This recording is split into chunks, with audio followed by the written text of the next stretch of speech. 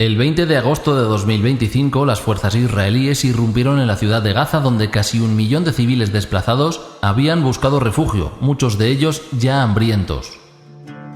2 días después, el 22 de agosto, la ONU declaró oficialmente la hambruna. Para entonces, el daño ya estaba hecho. 273 personas habían muerto de inanición, incluyendo 112 niños. Hola, ¿qué tal estás? Así comienza el manifiesto publicado el pasado 25 de agosto por Caritas Internationalis a propósito de las acciones del Estado de Israel. Sigue diciendo lo siguiente. La declaración no fue una advertencia, sino una triste confirmación de lo que las organizaciones humanitarias llevaban meses denunciando. Los habitantes de Gaza llevan mucho tiempo sufriendo un descenso deliberado hacia la inanición. No se trata de un trágico accidente, es el resultado de decisiones calculadas. Una población despojada de refugio, sustento y seguridad ha sido abandonada a su suerte ante los ojos del mundo. Esto no es una guerra, es la destrucción sistemática de la vida de la población civil. ¿Cómo podríamos señalar que estos actos se alinean con la definición de genocidio sin cruzar las líneas del antisemitismo? Pues eso mismo es lo que vamos a tratar de responder hoy aquí. Soy José Antonio y te doy la bienvenida al 220º episodio. El podcast de Vida Nueva.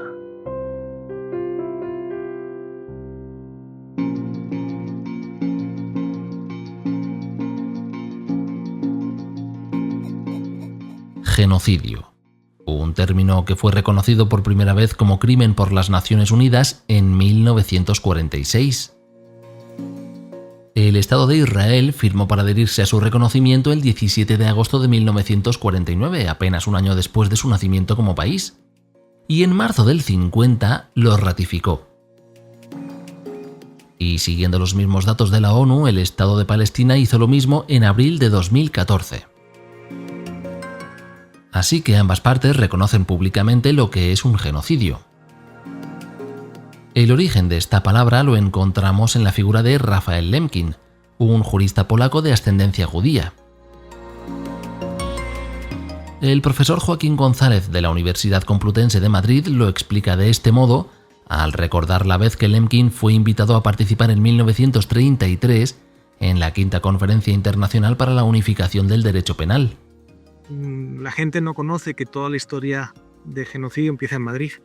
Lemkin es invitado a participar en la Quinta Conferencia. Hay una propuesta sobre la creación de un marco jurídico internacional para proteger a 2 tipos de bienes jurídicos. En este caso, habla de cómo prevenir todos aquellos actos que logran destruir, en este caso, bienes asociados a una tradición cultural, los bienes culturales, y por otro lado, la protección de personas. El hecho es interesante porque Lemkin, en el último instante, justamente antes de viajar, se le veta su participación por el ministro de Justicia polaco. Hay 2 interpretaciones, una que señala que lo hicieron precisamente, estrictamente por una decisión antisemita, pero sobre todo la decisión de fondo era para no incomodar al nuevo gobierno alemán que acababa de tomar posesión en enero del 33, y sobre todo que Polonia estaba muy interesada en que no se percibiera que el representante de Polonia era un judío, no vaya a ser que pensaran que Polonia era sobre todo una realidad judía.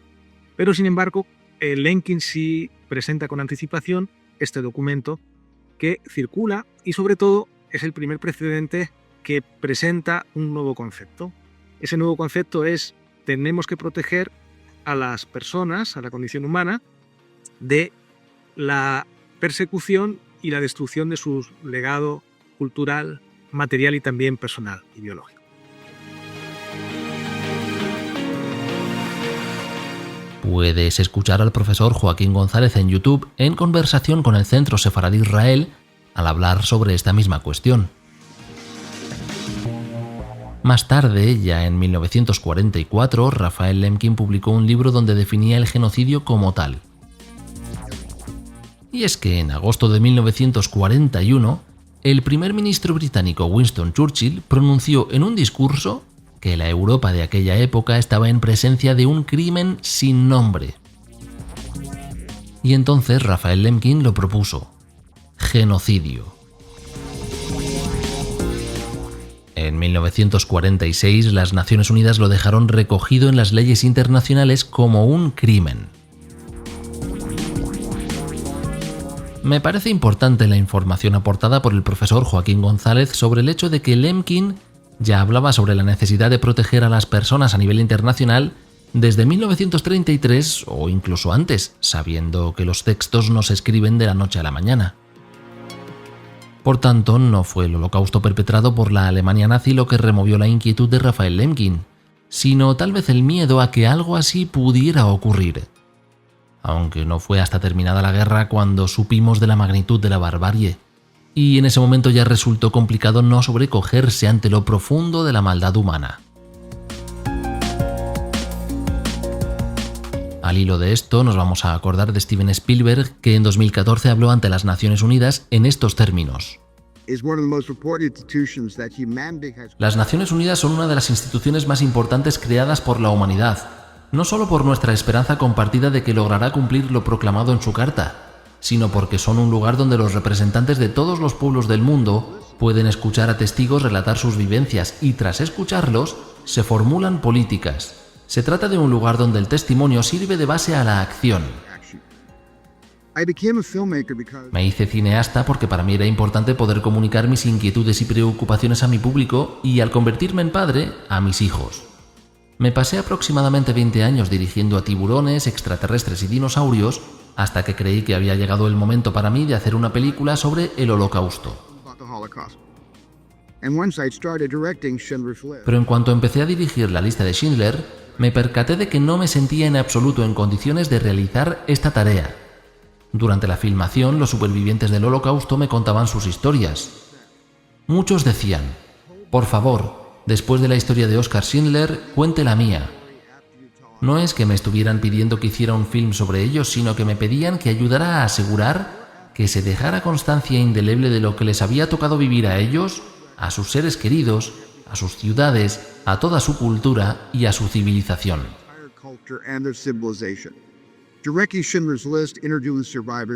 Dirigiendo la lista de Schindler, entrevistando a supervivientes. Así fue como traté de entender el Holocausto. La única forma que supe cómo enfocar un fenómeno tan espantosamente horroroso fue descomponiéndolo en hechos particulares. Los que lo sobrevivieron saben lo que nosotros jamás lograremos saber, pero sí podemos aprender. Ellos nos quieren enseñar. Los supervivientes y testigos nos dicen a menudo que su esperanza más cara, la esperanza que les ayuda a mantenerse con vida, es que se los escuche, que se los crea y que se los comprenda. Así que, aunque no tenga un viaje personal a través del Holocausto que contar, ofrezco mi viaje a los viajes de los supervivientes. Mi viaje por el Holocausto y el de todo el que no sea superviviente es un viaje hacia la comprensión.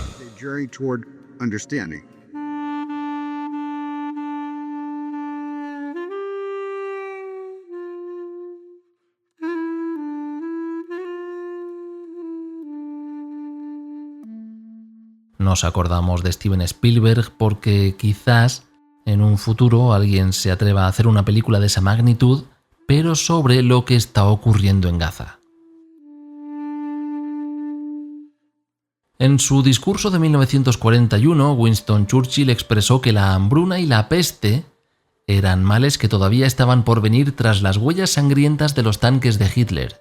Una hambruna que, sin embargo, no ha tardado tanto tiempo en aparecer en el territorio de Gaza. En mayo de este mismo año, la Oficina del Alto Comisionado de las Naciones Unidas para los Derechos Humanos publicó la siguiente nota de prensa. Las atrocidades que están escalando en Gaza presentan una urgente encrucijada moral y los estados deben actuar ahora para terminar con la violencia o para soportar ser testigos de la aniquilación de la población palestina en Gaza, un hecho con consecuencias irreversibles para nuestra humanidad compartida y orden multilateral. Los expertos dicen que mientras los estados debaten la terminología acerca de si es o no un genocidio, Israel continúa su incansable destrucción de la vida en Gaza por medio de ataques terrestres, aéreos y marítimos, desplazando y masacrando a la población superviviente con impunidad. Nadie se salva. Ni los niños y niñas, ni las personas discapacitadas, ni las madres, ni la prensa, ni los profesionales de la salud, ni los cooperantes, ni los rehenes. Desde que se rompió el alto el fuego, Israel ha asesinado a cientos de palestinos, algunas veces a diario, con un pico en el 18 de marzo de 2025, con 600 muertes en 24 horas, 400 de las cuales fueron niños y niñas. Un poco antes, en febrero de 2025, el presidente estadounidense Donald Trump, en una rueda de prensa tras haberse encontrado con el primer ministro israelí Benjamin Netanyahu, dijo lo siguiente: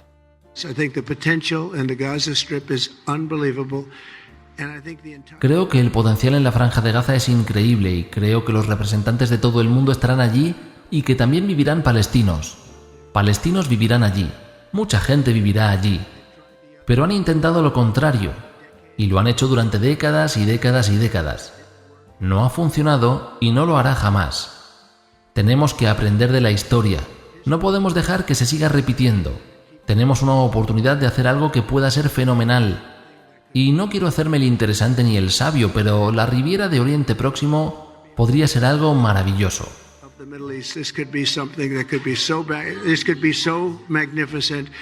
Pero lo más importante es que la gente que ha sido totalmente destruida podría vivir allí en paz en una situación mucho mejor, porque están viviendo en el infierno.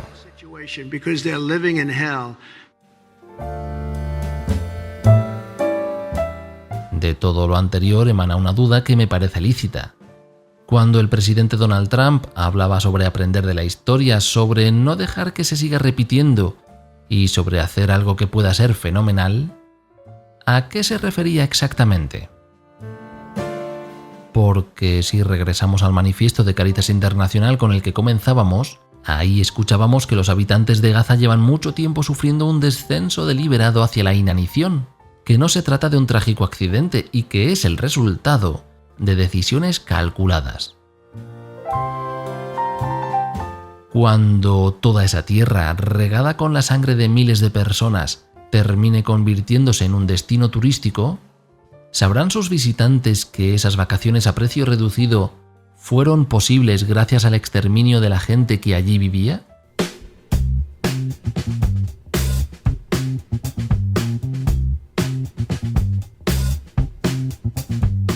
Esta semana es la última sin ejemplar de Vida Nueva. Y como siempre que llegamos a la mitad del episodio, te invito a que consideres la posibilidad de suscribirte anualmente a Vida Nueva para recibir y tener acceso a 47 números cada año, junto con sus respectivos suplementos exclusivos. Para saber cómo hacerlo y conocer las opciones disponibles, pásate por el sitio vidanuevadigital.com/suscripciones.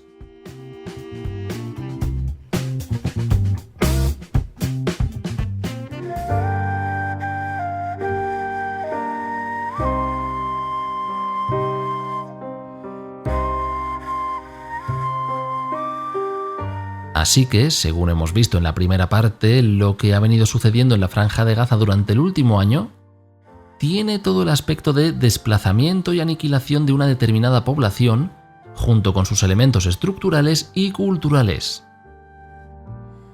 Y a eso se le llama genocidio, tal como se desprende de la experiencia compartida a partir del Holocausto provocado por la Alemania nazi.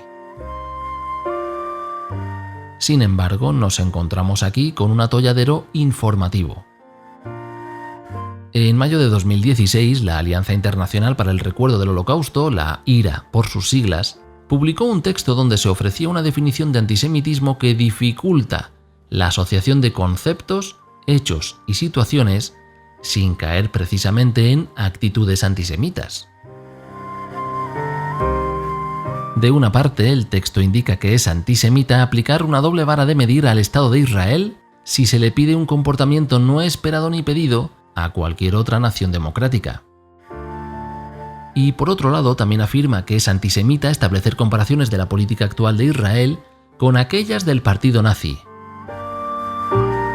¿Cómo podremos saber entonces si las acciones del Estado de Israel en Gaza se corresponden con las propias de un genocidio, si aquello que propició la definición misma del término se derivó de forma directa de las actuaciones de la Alemania nazi? Winston Churchill decía en agosto de 1941 que la hambruna estaba por llegar tras los tanques alemanes.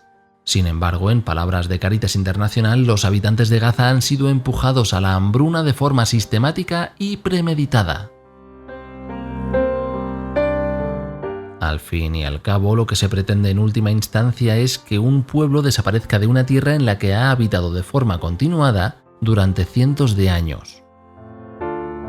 Desde la Universidad de Londres, Haifa Rashid y Damien Short afirmaban hace más de una década que si el Estado de Israel parte de un proyecto colonial de asentamiento, entonces la implicación con el pueblo palestino puede analizarse mediante la lente del genocidio. Por otro lado, para Raphael Lemkin, el genocidio no se limitaba al asesinato masivo, ni era tan solo una categoría penal. Se trataba de una práctica social que destruía las fundaciones esenciales de la vida de un determinado grupo, y proponía para ello dos fases. Primero, destruir el patrón nacional del grupo oprimido. Segundo, imponer el patrón nacional del opresor.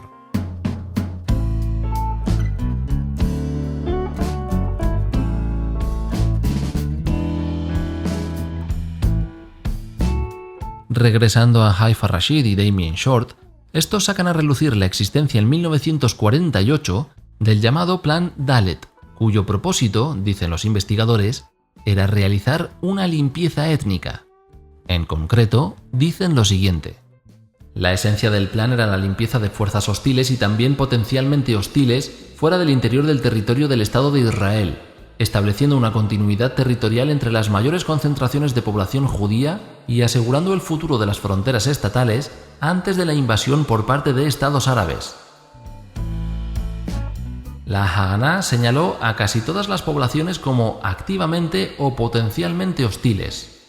El plan Dalet, sobre toda la adquisición de frases como destrucción de poblaciones y la de expulsión de población local más allá de las fronteras del Estado de Israel, puede ser tomado como el ejemplo modelo del concepto sionista de transferencia, un eufemismo que se refiere al borrado organizado de población originaria de Palestina hacia otros países.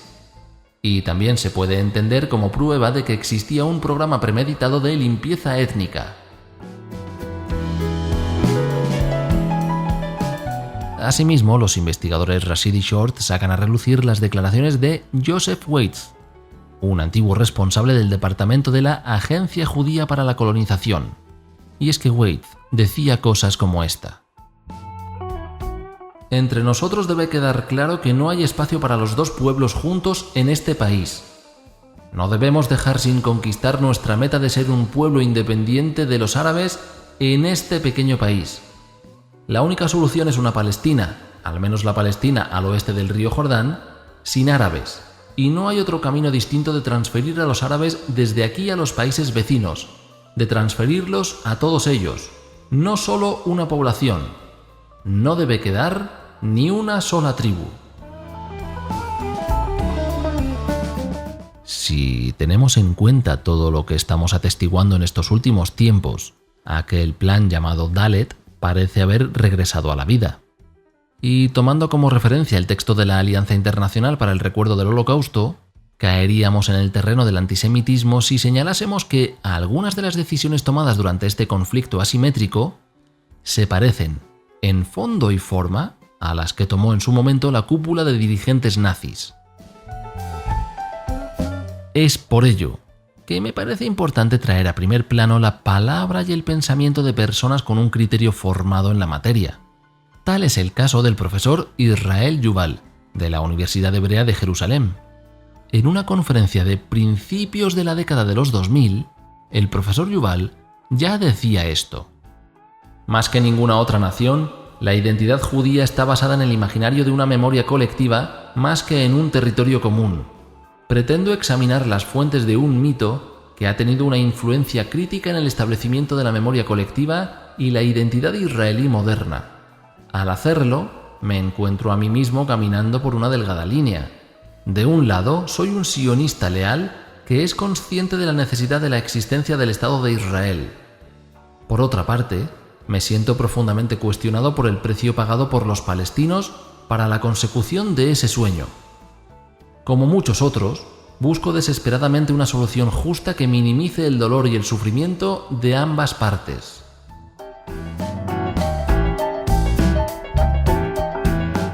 Al examinar la memoria del pueblo judío y del Estado de Israel, el profesor Yuval hablaba sobre el mito de que tras la destrucción del Segundo Templo en el año 70, los judíos hubieran sido expulsados de su tierra natal por parte de Roma. Este historiador mostraba ya hace 20 años que eso nunca sucedió de tal forma y que en realidad aquello se fundamentaba sobre ciertos discursos cristianos primitivos. En cualquier caso, este historiador judío llamado a sí mismo sionista se hacía preguntas hace varias décadas sobre el precio a pagar por el pueblo palestino con tal de que existiera un Estado de Israel con población enteramente judía. Unas decenas de años después lo estamos viendo con nuestros propios ojos. La muerte es indiscriminada y los objetivos no son solo terroristas. Resulta de relevancia además el hecho de que Cáritas Internacional publicase su comunicado el pasado 25 de agosto, puesto que como entidad eclesial no está solo siendo fiel a la defensa de la vida humana, sino que también es consecuente con la propia memoria cristiana. Y es que a lo largo de la historia el pueblo cristiano no solo ha participado en matanzas como actor, sino que también ha sido víctima de ellas. Tenemos, como sabes, el caso del genocidio armenio que entre 1915 y 1923 acabó con unos 2 millones de personas a manos del Imperio Otomano. Y antes de eso ha habido muchos otros ejemplos, como otra persecución de la que se escucha hablar bastante menos, pero que, comparándola con los sucesos contemporáneos, adquiere cierto papel protagonista. En el año 1600, Tokugawa Ieyasu se hizo con el control de Japón e instauró un régimen feudal que se mantuvo en funcionamiento hasta 1868. Desde 1600 hasta 1868. Es lo que se conoce como el período Edo, aunque a los occidentales nos suena más como la era de los samuráis, porque lo hemos leído en libros, visto en películas y series al respecto. Tokugawa Ieyasu fue el primer shogun de Japón y creía firmemente que el país había sido fundado por los dioses, que esa era la tierra que los dioses habían entregado a la gente de Japón y que por tanto había que defenderla de cualquier influencia extranjera que perturbase esa concepción de Estado. ¿Y qué ocurrió? Pues que había una cierta influencia cristiana que de hecho había crecido por medio del comercio y que además amenazaba esa unidad como país elegido por los dioses. El profesor especialista en historia asiática Namlin Ur de la Universidad de la Columbia Británica habla sobre un edicto publicado en el año 1613. El edicto empieza con la afirmación de que Japón es originalmente el país de los dioses, y entonces procede a sostener que Japón es también llamado el país de Buda. Después de argumentar que los dioses Kami y Buda son diferentes en nombre pero uno solo en sus intenciones, el edicto declara que Japón excede a cualquier otro país en la prosperidad de la ley de Buda, tal como evidencia el hecho de que las enseñanzas de Buda han avanzado hacia el este. La conclusión era clara. Esa banda de sacerdotes contraviene nuestra política, difama el sintoísmo, calumnia nuestras justas enseñanzas, destruye nuestro sentido de justicia y corrompe nuestra virtud. Ellos son los enemigos de los dioses Kami y de Buda. En el momento del edicto, el año era 1613 y el shogun de Japón, su líder, estaba comprometido con acabar con la población cristiana, a quienes se conocía como Kirishitan. Pero de hecho, la concepción de Tokugawa Ieyasu sobre Japón como tierra de los dioses no le pertenecía, porque era muy anterior. Entre los siglos XIII y XIV, Kitaba Takechi Kafusa escribió que el Gran Japón era la tierra divina, que el Padre Celestial la había fundado y que la diosa del Sol la legó a sus descendientes para que la gobernaran eternamente. Esa creencia y la observación de que la cristiandad estaba creciendo en número llevó a que en enero de 1614 se ordenase dar caza literalmente a los Kirishitan de Kioto, donde había mucha gente bautizada.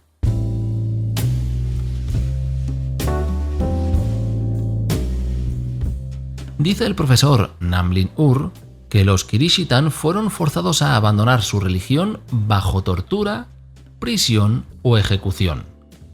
El cristianismo fue tratado como un enemigo nacional. Más tarde, el hijo del shogun, Tokugawa Hidetada, llegó a referirse al anticristianismo como una suerte de ley ancestral que protegía a Japón de la corrupción.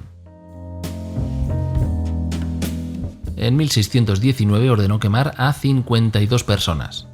Lo sabemos porque un relato de la época informa de 52 personas arrestadas, incluida una mujer embarazada y sus 5 hijos de entre 3 y 13 años, los cuales fueron todos empujados a la ribera del río y quemados hasta la muerte. La misma situación se mantuvo durante los años siguientes. Por ejemplo, en agosto de 1622, 21 misioneros y 34 seguidores laicos fueron sacados de sus celdas y conducidos a una colina de Nagasaki. Los historiadores relatan que la muerte sobrevino mediante decapitaciones y piras ardientes. Los hallazgos hablan incluso de una voluntad por alargar el sufrimiento al utilizar fardos de madera húmeda alrededor de la pira. Aunque el fuego se prendía por la mañana, algunos prisioneros sufrían un horrible tormento hasta la medianoche. Y a todo esto se le conoce como el gran martirio de la era Hena. Supuso un llamado de atención para los propios japoneses, porque las víctimas no solo incluían a misioneros y laicos cristianos, sino también a los propietarios de las casas donde estos se habían alojado, a los simpatizantes de los Kirishitan, incluso a gente cuyo único delito fue ser vecinos de los acusados. Ahora, regresando al presente y sabiendo que la memoria del pueblo cristiano también está regada en sangre de mártires, ¿con qué ojos contemplamos el sufrimiento de Gaza? ¿Cuánto realmente de antisemitismo hay en señalar políticas cuyo único propósito es infligir dolor y sufrimiento irreparables? Pues ojalá podamos encontrar respuesta pronto. Más aún, ojalá nuestra memoria no se vea pronto solapada por ofertas de viaje a nuevos destinos turísticos. Que la Riviera de Oriente Próximo, si llega a existir, no sea motivo de orgullo, sino de vergüenza.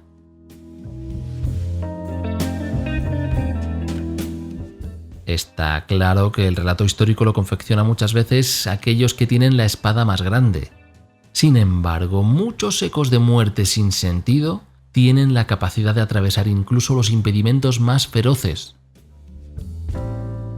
Que lo mismo que hoy conocemos lo que sucedió con los Kirishitan en Japón, nuestros descendientes conozcan lo que sucede en Gaza.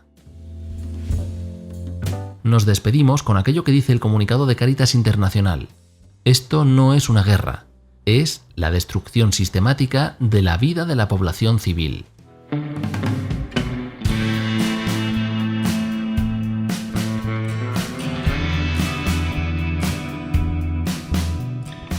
Durante todas estas semanas de agosto no has tenido disponible un número de Vida Nueva. Sin embargo, sí has podido seguir al día de lo que ocurre en la iglesia y puedes seguir haciéndolo visitando vidanuevadigital.com.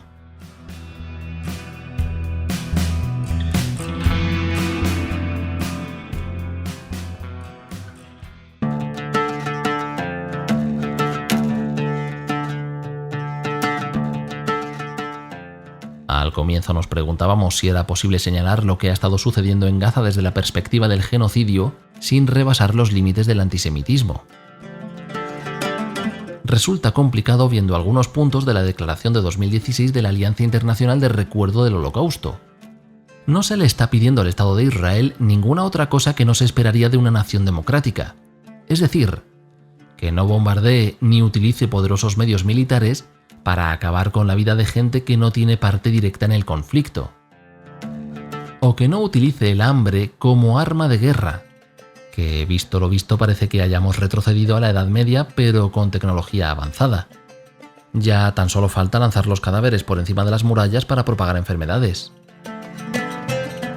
y eso es lo mismo que se le pide a cualquier otra nación democrática. Sin embargo, al hacerlo, no podemos no señalar las similitudes de ciertas decisiones actuales con aquellas tomadas por los dirigentes de la Alemania nazi. Y al hacer esto, la definición de antisemitismo propuesta por la IRA nos aboca a caer en esa categoría. Quizás se haga necesario, por tanto, extender los límites de la definición para que puedan abarcar también los errores cometidos por quienes quieren construir un Estado de Israel sobre la sangre y las lágrimas de personas inocentes. Quizás, por ejemplo, añadiendo como antisemita una decisión política que atente contra el Dios de la misericordia que obligaba a amar al prójimo como a uno mismo. Nos vamos a despedir aquí. Espero que te haya gustado el episodio. Deja un comentario, comparte y dale un me gusta. Muchas gracias por quedarte conmigo todo este rato. Te deseo una feliz semana. Nos escuchamos en 7 días. El podcast de Vida Nueva.